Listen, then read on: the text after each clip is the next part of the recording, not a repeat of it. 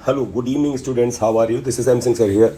बेटा, नीट 2024 में जो स्कैम हुआ है उसमें गवर्नमेंट अभी इस बात को मानने को नहीं तैयार है कि जैसे कोई स्कैम हुआ है, लेकिन लगातार डिफरेंट प्लेसेस से मास कॉपिंग की खबर आ रही है। सबसे पहले बिहार से आती है, उसके बाद अब जबकि सीबीआई जांच का ऐलान कर दिया गया है तो बिहार में सीबीआई की टीम जा चुकी है। लेकिन साथ ही साथ अगर आपने देखा हो तो उसके बाद गोधरा, जो कि गुजरात का पार्ट है, वहाँ से इसकी बात आती है। उसके बाद झारखंड में नीट की नकल की बात आती है, और अब रिसेंट है कि महाराष्ट्र के अंदर 4-5 जिलों से नीट में नकल की बात आ रही है। यहाँ तक देखा गया है कि शायद नीट का पेपर जो लातूर से शुरू हुआ और उसके बाद लेकर के वहाँ के 4-5 आसपास के जिलों में स्प्रेड हुआ। TV9 भारतवर्ष न्यूज चैनल पर इससे रिलेटेड डिटेल रिपोर्ट आप आगे देखिए। और नीट केस में लातूर से गिरफ्तारी पर खुलासा। गिरफ्तार आरोपी जलील से मिले इलेक्ट्रॉनिक सबूत आज जलील पठान को कोर्ट में पेश किया जाएगा। दिल्ली के एक शख्स से भी तार जुड़े हैं, जांच जारी है इसकी। महाराष्ट्र में 3 फरार आरोपियों की तलाश में कई टीमें हैं। तो नीट केस में लातूर से भी गिरफ्तारी हुई है और इस पर एक बड़ा खुलासा। गिरफ्तार आरोपी जलील से कई इलेक्ट्रॉनिक सबूत भी मिले हैं और इन सबूतों को खंगाला जा रहा है। दिल्ली के एक शख्स पर भी शक है और इसको लेकर भी जांच आगे बढ़ रही है। अब देखिए, सवाल ये उठ रहा है कि आखिर इस पेपर लीक के कितने सरदार हैं, कितने किरदार।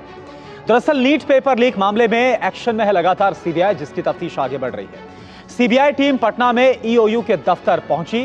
कुछ गिरफ्तार लोगों को दिल्ली भी ला सकती है सीबीआई, जो जानकारी सामने आ रही है। ईओयू ने अभी तक 18 लोगों को गिरफ्तार कर लिया है। आरोपी चिंटू कुमार ने कुछ नामों का खुलासा भी किया है। चिंटू ने 35 छात्रों को प्रश्न पत्र और उत्तर रटवाए थे। लातूर में पुलिस ने एफआईआर दर्ज की है। पुलिस की एफआईआर में 4 लोगों का नाम सामने आया है। पुलिस ने एक को गिरफ्तार किया है, 3 फरार।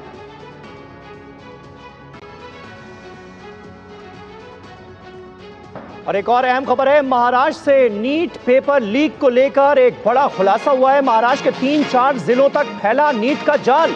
नांदेड़, लातूर, धाराशिव, कोल्हापुर में पड़ताल चल रही है। सभी 4 जिलों में एटीएस लातूर पुलिस की जांच जारी है।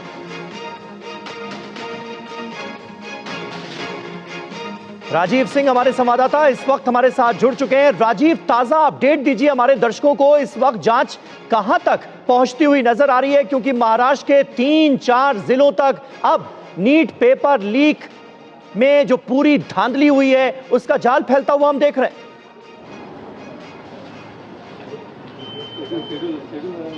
बिल्कुल, देखिए, जो जलील पठान नाम का शख्स गिरफ्तार किया गया है, उसके मोबाइल फोन को खंगालने के बाद में कई प्रकार के इलेक्ट्रॉनिक एविडेंसेस मिले हैं, जिसमें पुलिस को पुख्ता तौर पर इस बात की जानकारी मिली है कि नीट मामले में कहीं ना कहीं सीधे तौर पर यह शख्स शामिल था, क्योंकि पैसे के ट्रांजैक्शन की बात सामने आई है। साथ साथ में हॉल टिकट लगभग 1 दर्जन से ज्यादा छात्रों के मिले हुए हैं जलील पठान के मोबाइल से। साथ साथ में कई ऐसे बीच के एजेंट, जिन्हें बिचौलिया कहते हैं, उनको लेकर भी जानकारियां मिली है। सबसे महत्वपूर्ण बात यह है कि 3 ऐसे शख्स और हैं जिनके नाम पर नामजद एफआईआर की गई है। ये 3 के तीनों ही लोग इस वक्त फरार हैं और एटीएस साथ साथ में लातूर पुलिस भी इन तीनों लोगों की जांच पड़ताल कर रही है। अभी तक इनको लेकर कोई बहुत ज्यादा जानकारी नहीं है, लेकिन सबसे महत्वपूर्ण बात यह कि 3 लोगों में एक शख्स दिल्ली का रहने वाला है, मूलतः दिल्ली का है। उसकी क्या भूमिका है, किस तरह से उसके तार जो है लातूर से जुड़े हुए हैं, उसके संपर्क में कौन आया, जिसके चलते नीट का पेपर महाराष्ट्र लातूर तक पहुंचा। और लातूर तक ये पूरा दायरा सीमित नहीं है। लातूर पुलिस ने इस बात की पुष्टि की है कि लातूर से लेकर उस्मानाबाद, बीड़, कोल्हापुर 3 से 4 जिले ऐसे हैं जहां पर नीट के जो पेपर लीक हुए थे उससे जुड़े हुए मामले गए हैं। तो इन चारों ही जिलों में एटीएस और लातूर पुलिस की कई टीमें जो है इस वक्त जांच कर रही हैं। बहुत शुक्रिया इस तमाम जानकारी के लिए। राजीव बता रहे हैं कि सीबीआई जांच में अब तक किन किन बातों का खुलासा हुआ है और इसके जाल कहां तक फैले हुए नजर आ रहे हैं।